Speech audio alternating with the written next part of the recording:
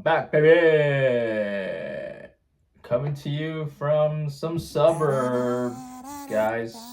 And since my last video, it appears as though Mr. Trump has given us some tariffs, as a result of maybe what I said, but he's gonna tax the bejesus out of all films, media, anything that comes out of any production from a foreign land, It's kind of crazy. I don't think I had anything to do with that, but I'm just saying it's a weird coinkydink, But anyways, what I'm going to talk about today is a documentary that I recently saw at the DOXA Documentary Film Festival that's going on in Vancouver. I saw it at the Fifth, which is a cinema in downtown Vancouver. So the documentary is called Predators. It's by a filmmaker by the name of David Ossett or Ossett. I'm hoping I'm pronouncing that right.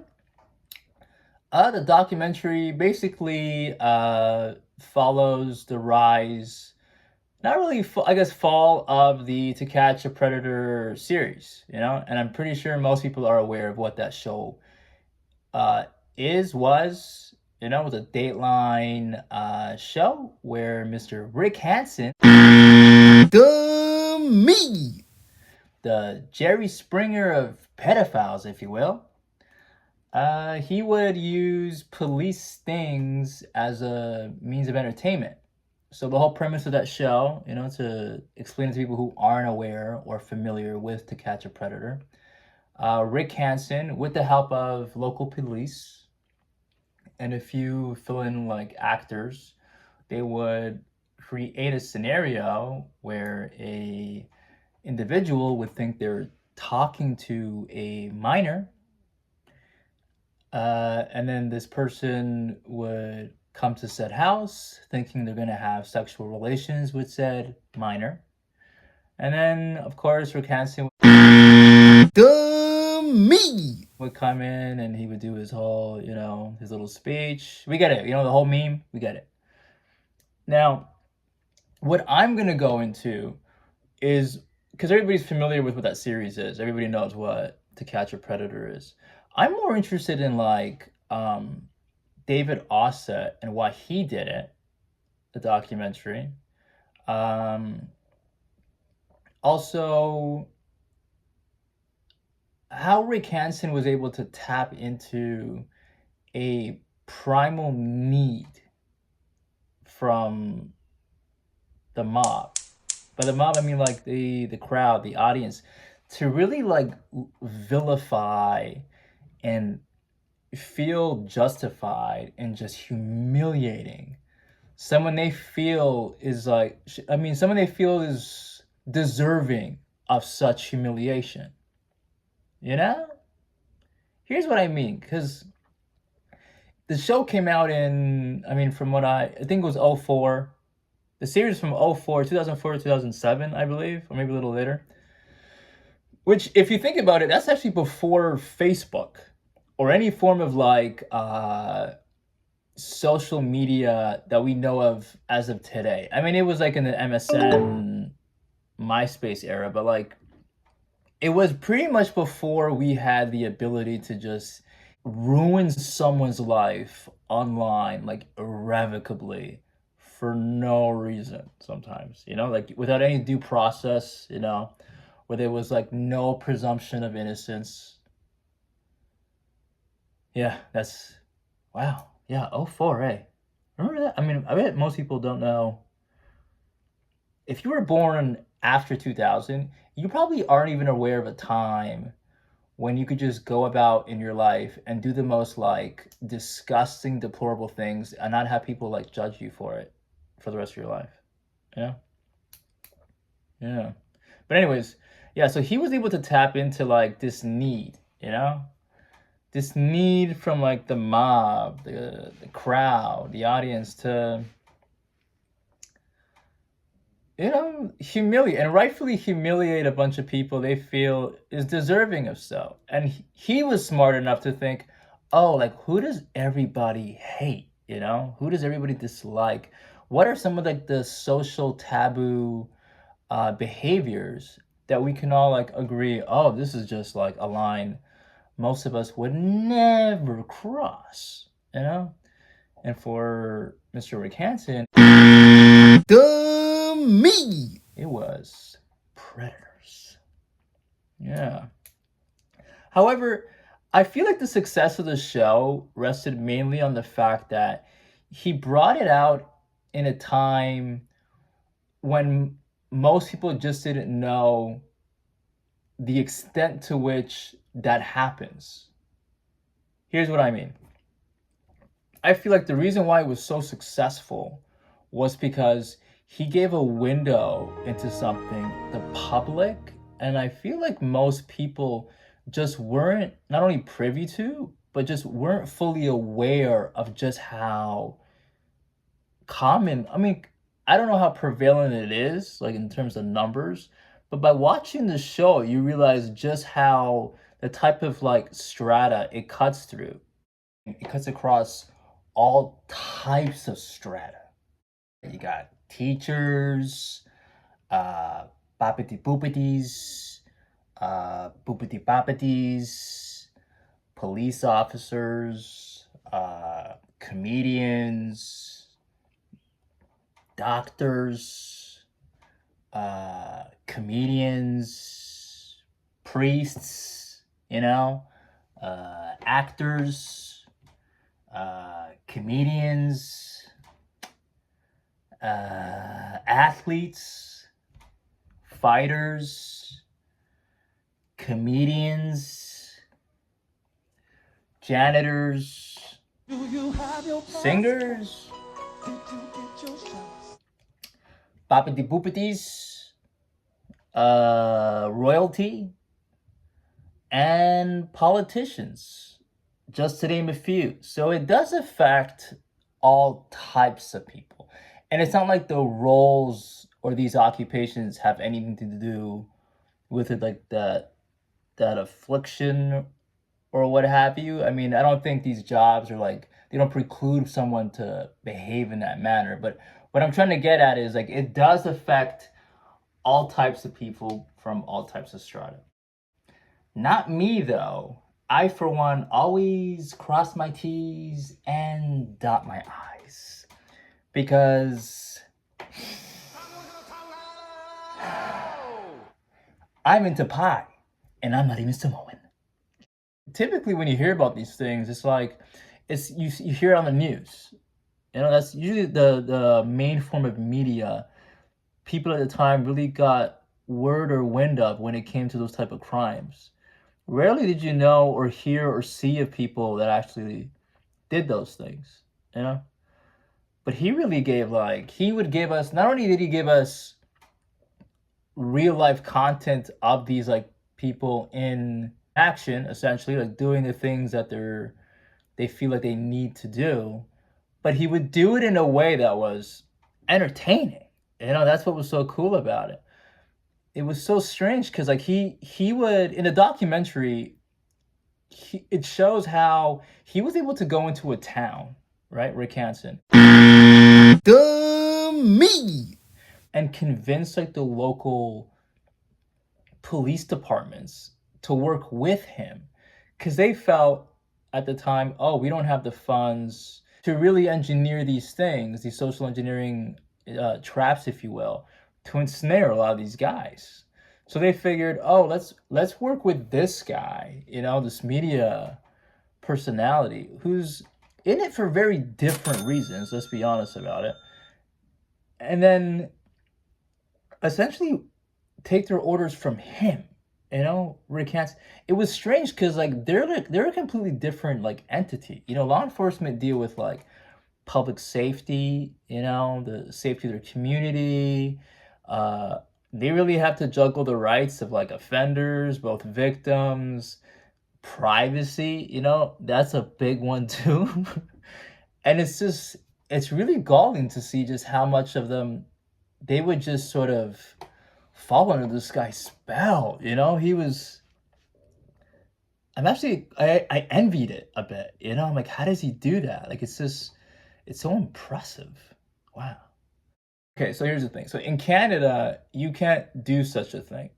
There's a reason why you can't even like film courtroom dramas and such here in Canada, mainly because we feel such a thing would pervert our justice system. See what I did there? Because of the relationship between police force and media. Because there's an instance in that series, well, not in the series, but in the documentary, where I feel like I think it's like one of like the judges or something, district or investigators, they realized most of those cases had to get thrown out of court. Which is actually pretty fascinating when you think about that. Because like if the argument was like this show was meant to like shine a light, let's say, or deter crime or improve public safety, it really did none of those things. In fact, some people would argue it made things a lot worse because, I mean, for starters, it didn't deter people because, like, I mean, obviously people were still doing that left, right, and center. But also you had the problem of, like, copycats. You know, copycats were, like, people who would, like, try to do the same thing Rick Hansen dummy was trying to do with these, like, fake sting operations. Oh, and then not to mention, here's the big why you shouldn't do that, you know, when it comes to, well, you know, privacy and like balancing the rights of the offender and the victim.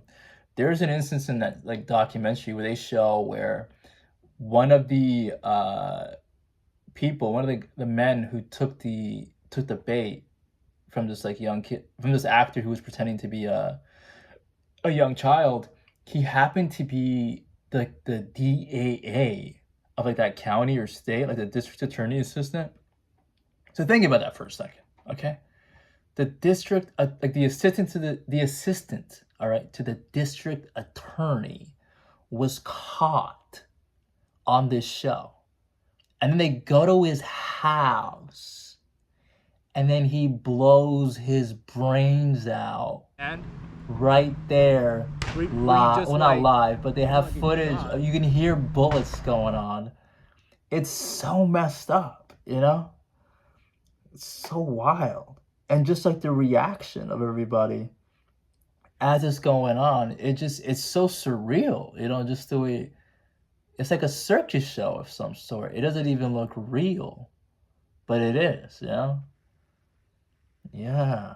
Because I was thinking about like how they're even able to do that. And like because like if everything is like fake, right? If they're like recording it, the police are there, it's not even real children, it's like adults. But then I realized, oh, it's the intent, you know? I mean, someone who's like willing, that's what you're really catching, isn't it? It's like someone who has behavior or like they have a need where they want to go pursue and scratch that itch, if you will. Yeah. It is interesting, though. Also, David Osset, the documentarian, like the guy who made the documentary, he himself was a victim of childhood sexual abuse. And the reason why he watched it was he was more interested in why this happens. You know? And I felt very empathetic towards him and the reasons why he was doing this. Versus, let's say, like the copycats who go out and do it for like clicks and what have you. Because like in the documentary, you see this one woman who also claims to have been a victim of like childhood sexual abuse. I'm not saying I don't believe her, but it's hard like to put forward a case as to like why you're doing the things you're doing when you're teaming up with a guy named Skeet Hansen. I'm not even kidding. The guy's name is Skeet Hansen. And they do the whole thing, the whole shtick that Rick Hansen dummy does. But they do it on YouTube for clicks. They have you get the same response, you know, same type of guys that go out and seek it. Sometimes you get suicidal individuals who need to get like, you know, they've just been outed and humiliated.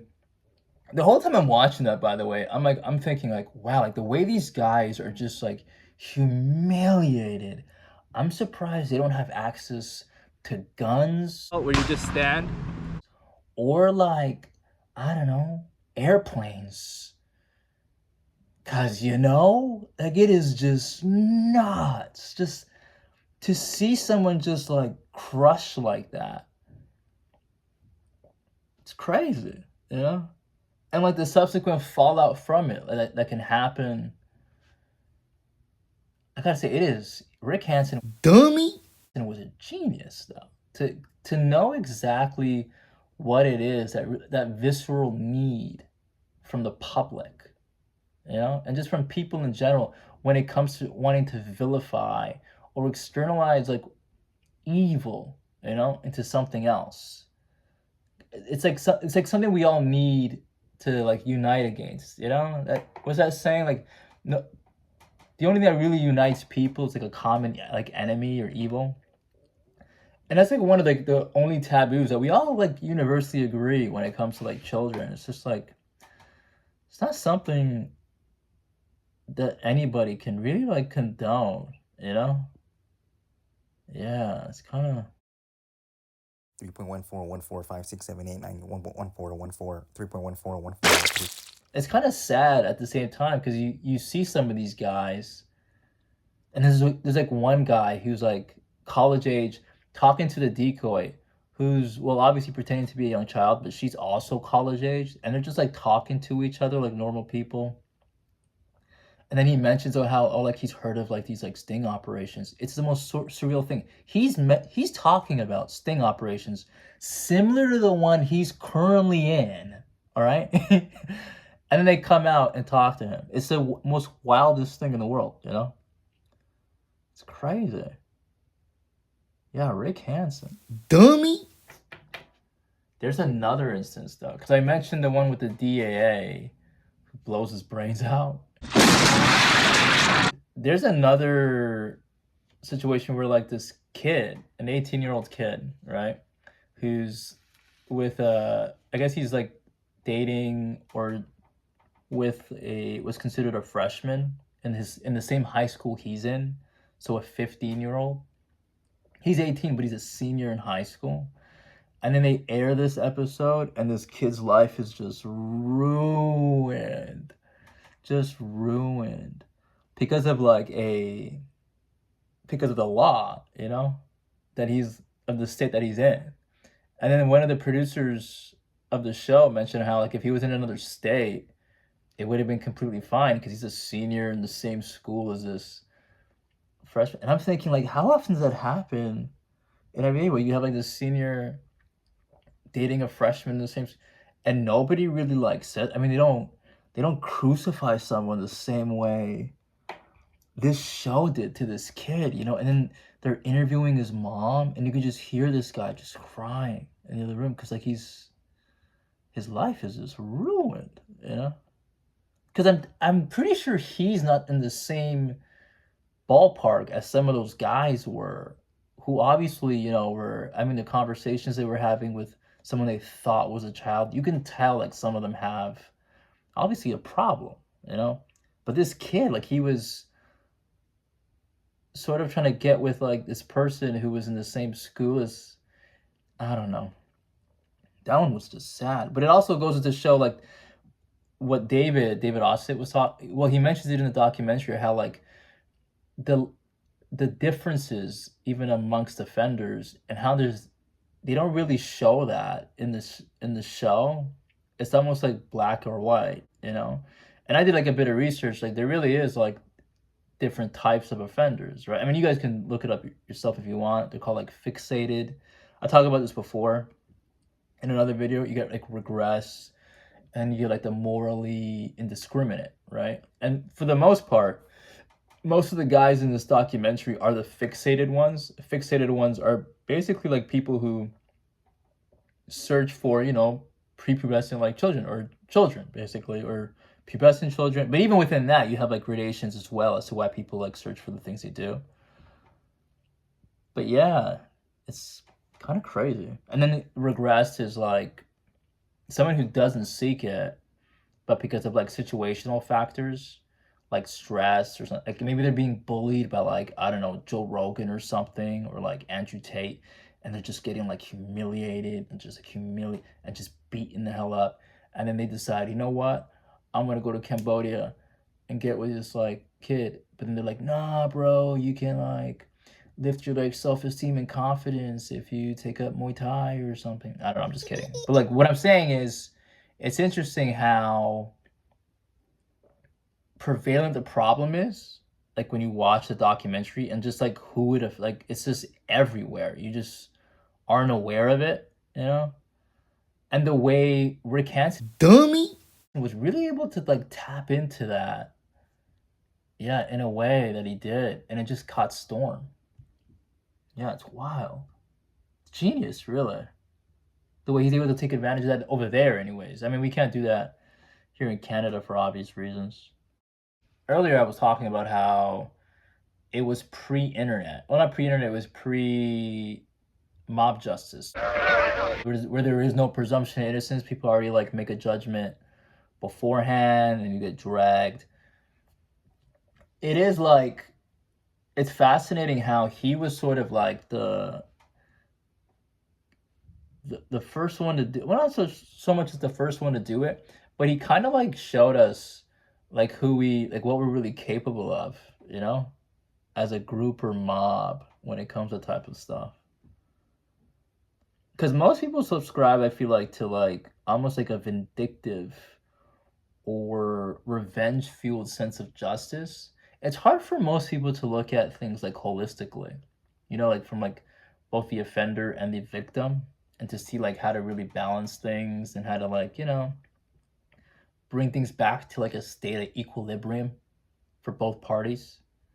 Whereas most people just like, they just want to like, you know, rip people to shreds after an offense like that. Yeah. Yeah, it's wild. And not to mention, like, even if nothing has even occurred, now we have like on the internet, like, I mean, a good example, I mean, fast forward to the future, you have a song by a rapper who's just accusing another rapper that he's a pedophile. That's the whole song. We're not even, I mean, there's nothing to even, I mean, I don't know if Drake is, pretty sure if he was, he wouldn't be able to like, you know, perform where he can perform, be around who he is, be able to travel, you know? You can't do that either, so it is interesting how like you can just accuse people now willy-nilly, or maybe he diluted the word so much, which is like, if you think about it, is a forensic term. You know, the term pedophile is a forensic term. Maybe he said it so many times, it's like the new depression, you know, or the new like Nazi or like fascist. People just use it so haphazardly. The meaning of it gets so diluted. It's just like meaningless now. You know, it doesn't get that umph anymore. I don't know. It's kind of strange. Yeah, like what that even means, like online now or media wise. There is no presumption of innocence on the internet. Like people already make their, because everybody wants to tear you to pieces, you know. But Rick dummy found like a way where like, oh, like we can all agree this is just heinous. Heinous, heinous, heinous. And we don't condone any of his behavior. But yeah. Mr. David Osa. Yeah, you should check it out. It's Predators. Is that everything I was gonna go over? I mean, it's, you guys can see it yourself. I feel like everybody knows what that what that series was, To Catch a Predator. Oh, I mean, I could talk about like, there's like a doctor, for example, who travels to like Cambodia, because I mean, it's an issue there. I mean, there's a whole joke about it with like on a Chappelle sketch when it comes to Cambodian milk, and just like all like the wild things that you can just do because a dollar goes very far over there. And you know, they got problems. And then he shows like this doctor, he confronts this like doctor who goes there. They know he's going there, and just a complete denial in his face. And the whole thing, while I'm watching it, I'm thinking of that sketch on South Park when they talk about NAMBLA, you know, the North American Man-Boy Lovers Association, and that guy looked like he was like the head of it or something. Yeah, it's crazy. Yeah. Yeah, it's crazy. It's sad, entertaining. It's a lot of things when you watch it, you know? Like what it is. Because at the same time, like what David says, like he's kind of right. Like it doesn't really do anything for public safety. It doesn't deter the crime either. I'm pretty sure it doesn't, because he was able to get a lot of episodes, you know, even after like season. That's what I was trying to figure out the whole time, like how people can still get like caught. But then I realized, oh, like if you have a need like that, it's kind of hard to like resist, isn't it? Yeah. Wow, to catch a predator. And now, for my favorite segment, character analysis. The character we will be analyzing today, boys and germs, is one Jaime Lannister of our favorite series, Game of Thrones. What we're going to be delving into is, seeing as how we're on the theme of sexually perverse weirdos in this episode, we're going to take a look at his incestuous behavior and how it relates to his overall arch of a character in that series, and how it makes a lot of sense when you think about him as the Kingslayer. Okay? So take this all in. So he's sleeping with his sister, you know, as we all know in the first episode of Game of Thrones, the most famous scene, you know, where he's just like tapping this woman from behind. And then we learn he's fathered a bunch of children with his sister, which is incredibly gross, you know, for a number of genetic reasons. But that in of itself should give you an idea of who he is and why he does the things he does. Because clearly this guy has no respect. No respect. And put some respect on it. For boundaries, but also what most people will consider social taboo, you know? Like fucking your sister. That's kind of gross, guys. And then when you think about his role as the leader of the head of the King's Guard, you know, sworn to protect the king, and then he ends up killing the one person he's supposed to be protecting, you realize, oh, like he's not like a conflicted anti-hero. He just does the right thing by accident.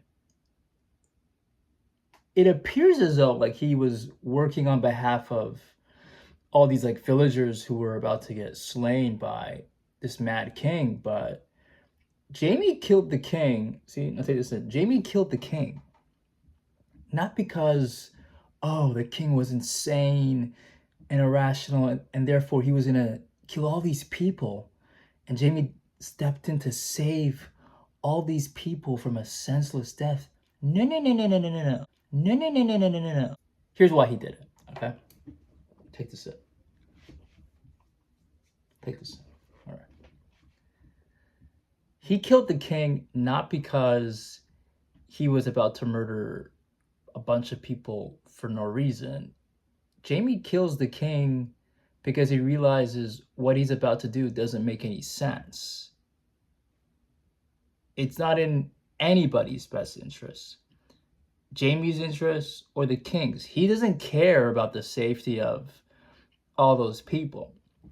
You want to know why? Because if the king had told him to do it and there was a reasoning behind it, Jaime would have done it.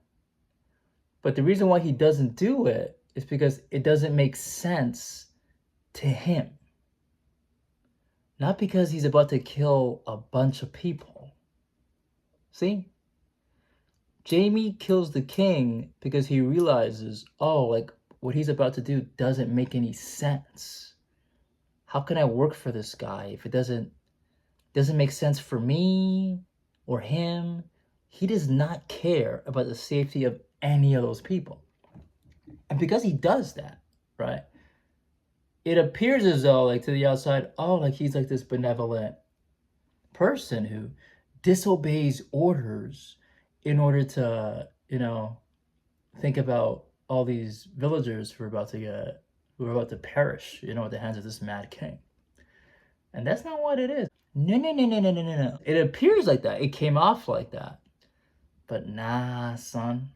Not at all. Not at all. No. Here's why. When you delve into his incestuous behavior with his sister, okay? I'm gonna try to give him like an FBI profile, if you will. Even though I'm not an expert in any way, shape, or form. But from what I gathered, guys, people who like in incestuous behaviors within families, sibling on sibling or parent on parent, they're usually like a certain type of offender, but it's usually a regressed offender, as we've been talking throughout this episode. But it also means it's a person who has no boundaries, who's willing to transgress all types of boundaries. And Jamie, if you think about him, that makes a lot of sense. He's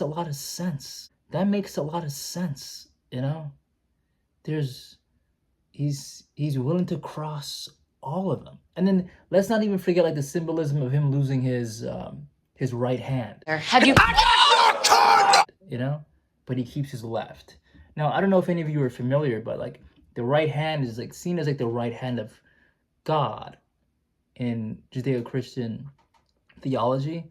Seeing as how the king is usually like sworn in, or not really sworn in, but the king is seen as divine, has a divine right to power, almost like the right hand. And Jamie is the right hand of the king. He's the head of the guard or whatever. He loses that hand after he kills the king. But then he keeps his left hand. And the left hand usually has a symbolism of like law. It's like it's a legalistic type of symbolism, in that you're not really thinking about things in terms of like, good and evil or God and the devil. You're thinking things in terms of like almost like positivism. Like, does this make legal sense? You gotta see things very cold, rationally. And then he ends up with that, his left hand now, after he's lost his right, after killing the king, because he made an executive decision, Jamie, okay? Jamie made an executive decision. And it wasn't based on, oh, we gotta think about all these people. No. It was based on the left hand. He's like, oh, the king, this doesn't make sense for me or him. Why am I gonna do this? Why am I gonna kill? It doesn't make any sense for anybody. I'm not doing it to save those people. He's doing it because it doesn't make sense. Guys. Not only that, but he's willing to transgress his duty, his God-given duty to protect the king, because boundaries are something he's willing to cross, as we see with him and his sister. Now here's the strange part, though. Here's why none of this makes any sense.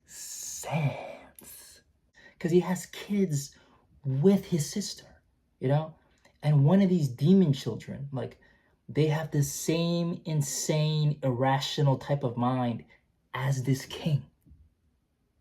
You know how strange that is? Jamie is protecting an insane dude, right? But then he's like, oh, I gotta get rid of the insane dude because, well, he's insane. None of this makes sense. It doesn't make sense for me. But also, Jamie's sleeping with his sister and giving birth to children who will then think like the insane dude. You see how this is just all, it's layers, guys. Just layers upon layers upon layers. It's nuts, He's like, he's cold-blooded too, the way he does it. And he always returns, like he just never goes away. He's almost like herpes, You know, it always flares up. It just never, you're always reminded of this STD. You know, it may not kill you, but it's an annoyance. It's an inconvenience. It's an inconvenience. That's what Jamie is in a lot of ways. Yeah. So, like, to recap, you don't have to fuck your sister, guys, to assassinate Hitler. Okay? You don't have to fuck your sister to assassinate Hitler. Get it? That's what went on just now. Like, imagine the king is like, you know, Hitler, and Jamie is like, I don't know, Valkyrie or something, and Tom Cruise. But the thing is, Valkyrie wasn't sleeping with his sister, guys. He did it because he realized, oh, this is wrong, wrong, wrong. See the difference there, guys? Jamie goes against nature. All right? He goes against nature and sleeps with his sister. And then he assassinates the king, not to save all these people, but because he realizes, oh, like, this wouldn't make sense for me. Why am I going to do this? See? See what that is? Because if it was like a natural feeling, he'd be like, oh, like, all these people are going to die. You know, Valkyrie would have been like, oh my God, what are we doing? This is crazy. All these people are dying senselessly, you know? But Jamie's like, nah, bro. I like my sister's tang, bro. Which makes me a weirdo, bro. I'm like a Chris Hansen type of bro. So I'm gonna take out the king because none of this makes sense. Sense.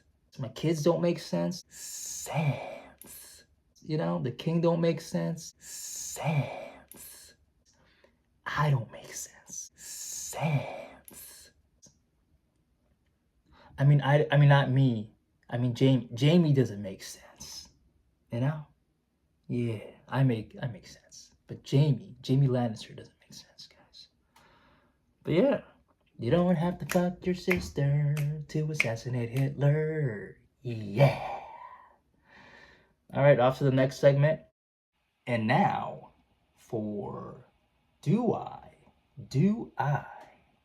Know You? Random celebrity generator. Google.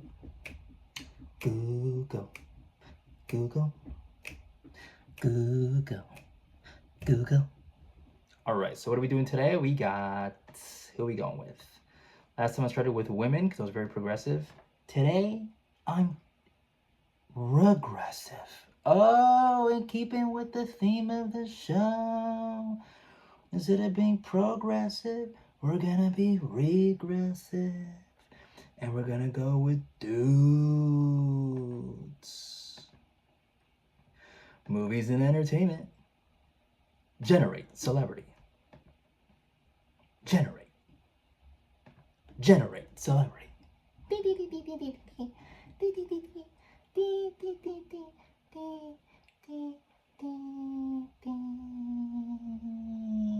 Okay, what do we got? Oh, I don't know who this is. This is a first. He's from England, so he speaks Spanish. Place of birth is, what do we got here?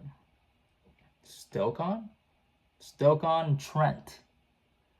There's a hyphen in there, so I don't know what that means, but that's what it says here. Stoke-on, so Stoke-on-Trent. Interesting. So who is this guy? Robbie Williams. Oh, I know. That sounds very familiar. I've heard of Robbie Williams. I don't know. That's Robbie Williams? Hold on, guys. Google.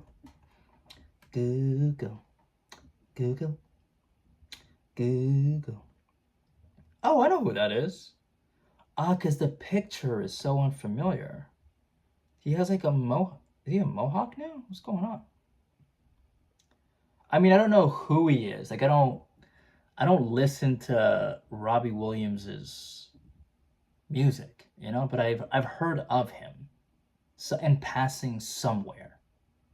But I don't know. Do I know him? Nah. I don't know Robbie Williams.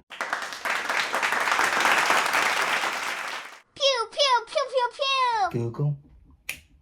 Google. Google. All right, so that's one. Definitely don't know this guy. I mean, I've heard of him, but I don't know him. You know, I don't know. I don't know. All right, I don't know. Robbie Williams. Google. Google. Okay, next one. Guy. Now let's go with. Oh, why did I pick? Oh yeah, because I went with women the first time. Because we're regressive. We'll go with another dude. Because we're regressive. Generate celebrity. Generating celebrities. Regenerating. Oh. Yeah, I don't know who this guy is either. This guy is Swedish. Oh, so he's international. Yeah, he's international. He's born in Vällingby. Sweden, Vällingby. He's pretty old, you know. Born a year after World War II, guys. How is this guy still alive? I'm just kidding. You know, he doesn't look a day over the day he was. I don't know where I'm going with that. But his name is Benny Andersson. Composer, record producer, musician, songwriter, singer, film score. Oh, okay. So he makes a lot of music, I'm guessing, for film. You know, record producer, musician. Ah, interesting. Let me see who this guy is. Well, I don't know who this guy is, guys. So, do I know?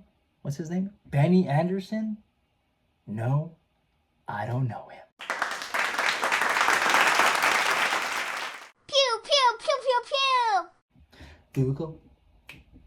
Google. Google. Let's Google Benny Andersson. Benny Andersson. Swedish music and composer. Known for, let's see. It says he was born in Stockholm, Sweden. Oh, he's ABBA singer's age. Oh, that's not really. One of the core. He's one of the writers and members of ABBA. Oh, I know ABBA. I've heard of ABBA. Wait, so he's one of the members. Best one is a member of ABBA. Oh, interesting. Yeah, I mean, everybody's heard of ABBA. I've heard like a few songs, but I didn't know he was a member of ABBA. Oh, wow. I guess this really ages me, guys. That's how you know I'm old. Oh, okay. Yeah, he is. Yeah, he is a member of, you know, Dancing Queen, Waterloo. Is that them too? Maybe I'm wrong. Waterloo. Is that it? Waterloo. I don't know. Dancing, gimme. A Man After Midnight. I don't know. Okay, I know these songs. I didn't know he was a member of it, you know? So I've heard of his associations, but do I know him? No, I don't know him. Google.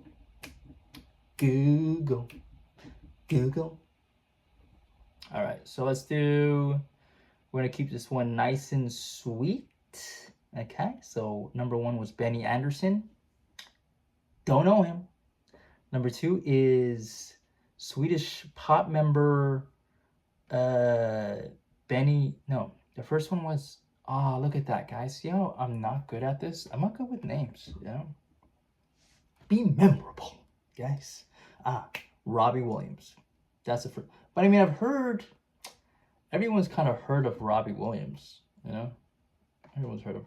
I just don't, like, I didn't recognize him from the picture, but everybody knows Robbie Williams, you know.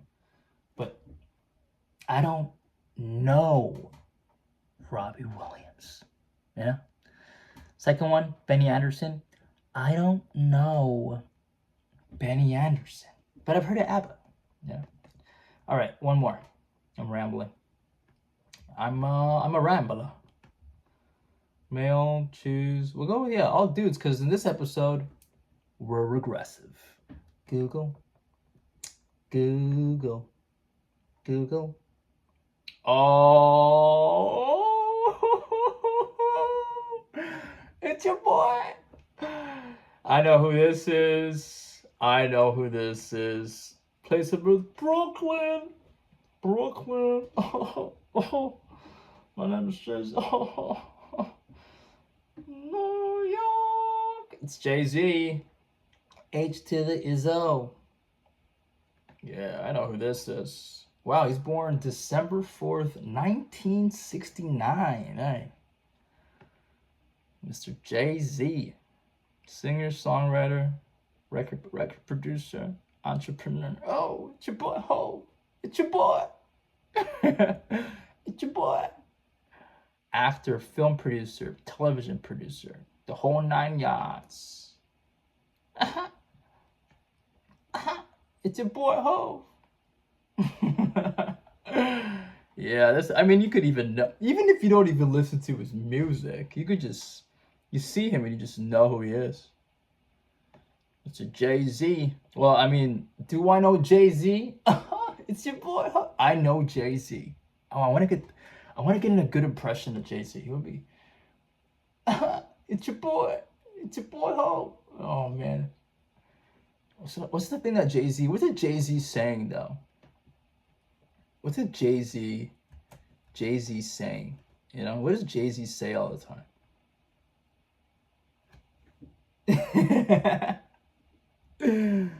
What does he always say? That's like a Jay-Z. It's your boy. I don't know. But anyways, I'm gonna keep this one short, you know. So who do we have? The first one, Robbie Williams. Heard of him, you know. I mean, do I know him? I don't know. All right. Second one, Benny Anderson, member of ABBA. Have I heard of ABBA? Of course. Who hasn't heard of ABBA? I've heard of songs from ABBA. Did I know that was a member of ABBA? No. Do I know him? No, I don't know him. But third one, guys, Mr. Rockefeller, Mr. Jay-Z. Of course I know him. It's your boy, Ho. But yeah, this is the end of the Do I Know You segment. And this is number 2 for the books, you know. So I'm gonna end this one with a little